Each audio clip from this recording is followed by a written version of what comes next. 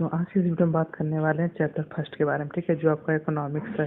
तो इस वीडियो में देखेंगे कि इस चैप्टर में क्या है दिया गया है और कैसे दिया गया, ठीक है। और ये भी जानेंगे कि इकोनॉमिक्स क्या होती है और कोई भी कंट्री की इकोनॉमी जो होती है कैसे किस किस फैक्टर पर डिपेंड करती है और कौन कौन से सेक्टर उसको ऊपर उठाने में या डाउन करने में रोल अदा करते हैं।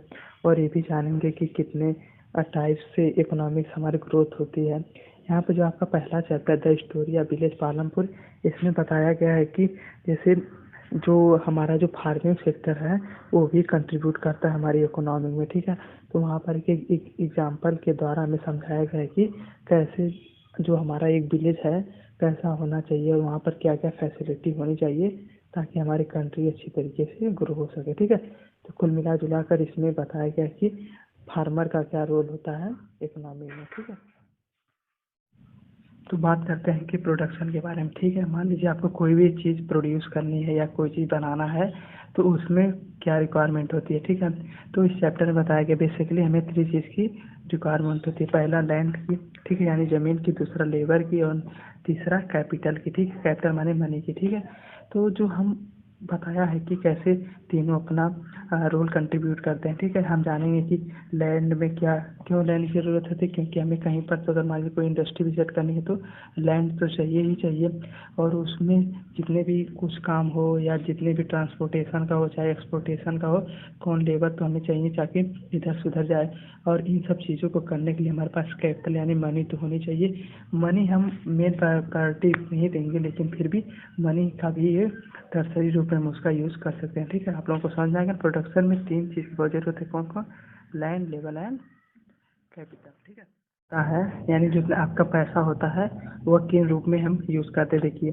तो कैपिटल को 2 पार्ट में हम लोग बांटा है, एक फिक्स कैपिटल में और एक वर्किंग कैपिटल में। यानी देखिए फिक्स कैपिटल मतलब होता है कि जो हम एक बार अगर इन्वेस्टमेंट कर दें तो वह हमारा लॉन्ग टाइम के लिए हो जाए। जैसे कि हमने मान ली कोई मशीन खरीदी तो मशीन खरीद लिए तो उसका काम चल रहा है धीरे 1 साल 2 साल 3 साल चलेगा ही चलेगा। और दूसरा जो हमारा वर्किंग कैपिटल होता है इसमें बेसिकली रॉ मटेरियल आता है, ठीक है।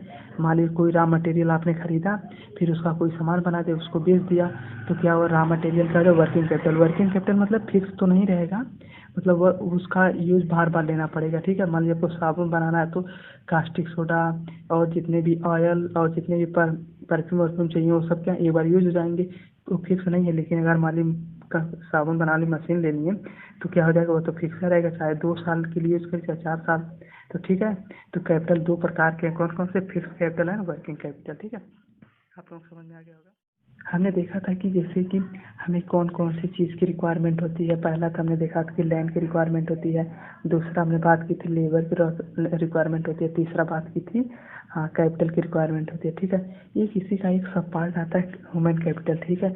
यानी जो हमें ह्यूमन का कैपिटल मतलब बेसिकली जितने भी लेबर होते हैं उनको तो हमें जो पेमेंट करना होता है तो ह्यूमन या जितनी भी ह्यूमन रिसोर्स या नेचुरल रिसोर्स निकालते हैं वो किस किस कैटेगरी में आते हैं? Capital category, sorry human capital में आते हैं, ठीक है। यानी मान लीजिए कोई नेचुरल गैस कहीं से निकल रही है तो उसको निकालने के लिए जितने लेबर इन्वॉल्व हैं बेसिकली, या चाहे स्किल्ड हो चाहे नॉन स्किल्ड हो, यानी चाहे वो इंजीनियर हो चाहे कोई भी हो, वो सब किस में आ जाएंगे? ह्यूमन कैपिटल में, ठीक है।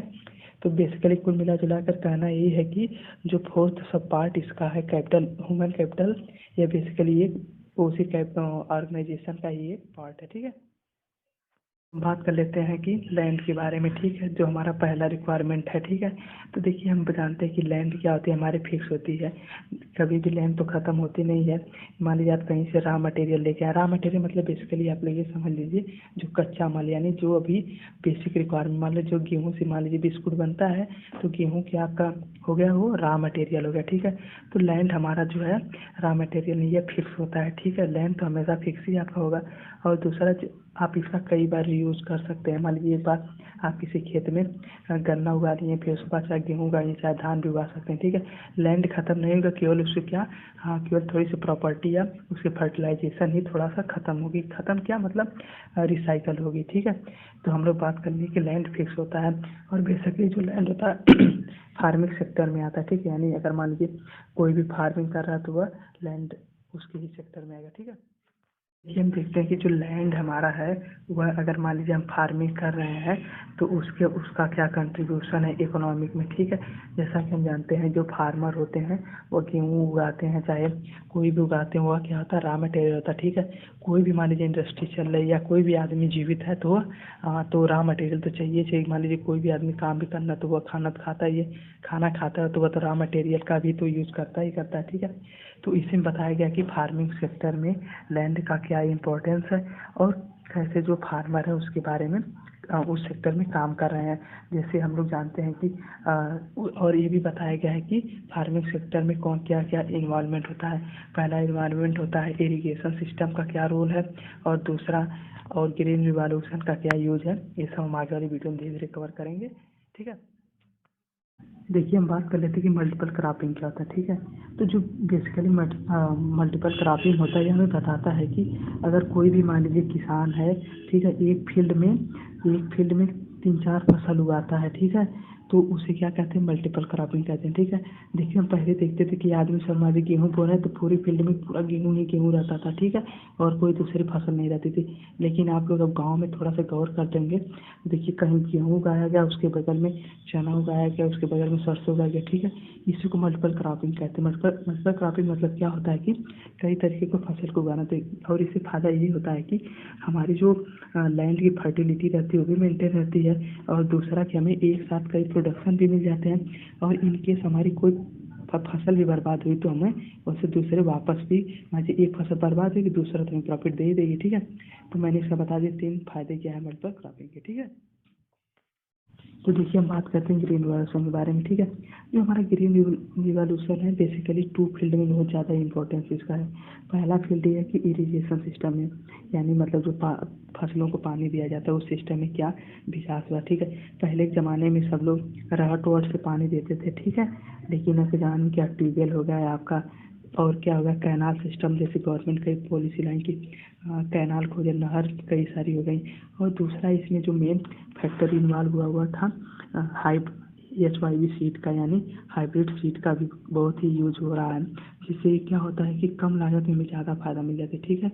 और कई प्रकार के हम लोग पेस्टिसाइड यूज़ करते हैं, फर्टिलाइज़र यूज़ करते हैं, ताकि हमारी फसल रोग से बची रहती है और प्रोडक्शन भी हाई एंड हाई होता है, ठीक है।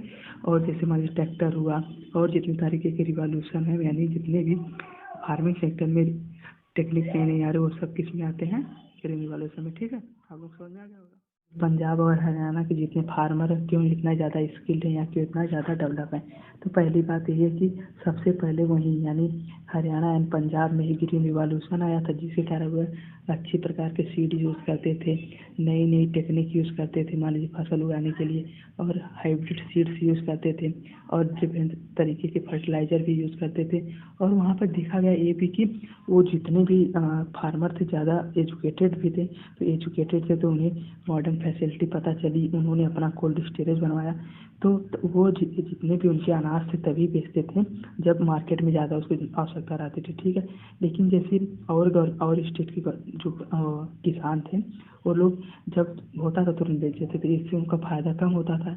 यही टेक्निक कौन यूज़ किया, पंजाब और हरियाणा के किसानों में, जिसका वो बहुत ज़्यादा समृद्ध भी हो गए हैं, ठीक है। तो आप लोग समझ में आ गया ना कि ग्रीन रिवॉल्यूशन का पंजाब और हरियाणा में क्या रोल था। अब बात कर लेते हैं कैपिटल नीड इन फार्मिंग, ठीक है। मान लीजिए कोई भी किसान अगर फार्मिंग कर रहा है तो क्या उसे पैसे की ज़रूरत होती है, हाँ बिल्कुल होती है। क्यों होती है, देखिए पहला, या उसे कोई भी मान लीजिए अगर सीड्स खरीदना है या कहीं पर मान लीजिए पानी भी चलाना है तो उसके लिए तो डीजल पेट्रोल लगता है, और डीजल पेट्रोल के लिए तो पैसा लगेगा ही लगेगा। और कोई भी मान लीजिए उसे खेत में कोई भी प्रकार के कीटाणु लग गए या कोई भी रोग लग गया तो उसके लिए भी तो पैसा चाहिए चाहिए, ताकि वह अच्छी फर्टिलाइज़र ला सके और उसमें डाल सके, ताकि कोई भी उसका रोग नष्ट हो सके और फसल का प्रोडक्शन ज़्यादा ही रहे, यानी उसकी जो कैपिटल मेंटेन है। इसलिए बेसिक तो नीड हमें चाहिए ही चाहिए, चाहे इरिगेशन की बात कर लें, चाहे खाद की बात कर लें, चाहे और कोई भी और कोई भी ज़रूरत पड़ जाए तो उसके लिए चाहिए चाहिए, क्योंकि हम जानते हैं कि थोड़ा सा इन्वेस्टमेंट करेंगे तभी कुछ तो फ़ायदा होगा। इसलिए फार्मिंग सेक्टर में भी हमें कैपिटल की ज़रूरत है, ठीक है।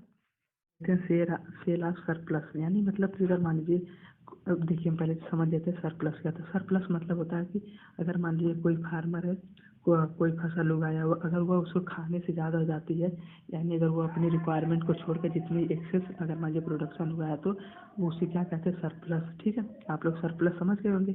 तो यानी जो प्लस अमाउंट है, यानी जो उसका एक्सेस है। ठीक है, देखिए जो गाँव में हम लोग देखते हैं कि जो सरप्लस होता है वह धीरे धीरे इकट्ठा करके सब लोग कहाँ पे भेजते हैं, एमएसपी में, यानी वहाँ पे जो सरकारी मंडी रहती है वहाँ पे बोरे में ले जाते हैं, वहाँ पे बेच देते हैं। तो उससे उनका कुछ तो है इकोनॉमी भी बढ़ जाती है, और आने वाले समय में जो उन्हें कैपिटल की रिक्वायरमेंट होती है तो उन्हें पैसा मिल जाता है। तो सेल ऑफ सरप्लस हम समझ नहीं, हमें दो जगह सेल कर सकते हैं। देखिए, पहला या डायरेक्ट हम गवर्नमेंट को दे दें, या दूसरा हम अपने किसी गाँव में कोई बड़ा आदमी है उसे भी दे सकते हैं। तो जो बड़ा आदमी है वो कहीं पर जाकर बेच सकता है, या तो दुकानदार को दे सकते हैं। ठीक है, आप लोग समझ सरप्लस मतलब क्या होता है। अब बात करते हैं नॉन फार्मिंग एक्टिविटी के बारे में। ठीक है, मान लीजिए हमने अब तक तो देख लिया कि सभी फार्मर क्या करते हैं, कैसे अपने कैपिटल का रिक्वायरमेंट करते हैं और दिन भर खेती में लगे रहते हैं। लेकिन कुछ ऐसा इंटरवल आता है जब उन्हें खाली समय रहता है। तो ठीक है, तो कुछ ऐसे फार्मर जो नॉन फार्मिंग एक्टिविटी करते हैं, यानी फार्मिंग से, खेत से रिलेटेड कुछ और काम करते हैं।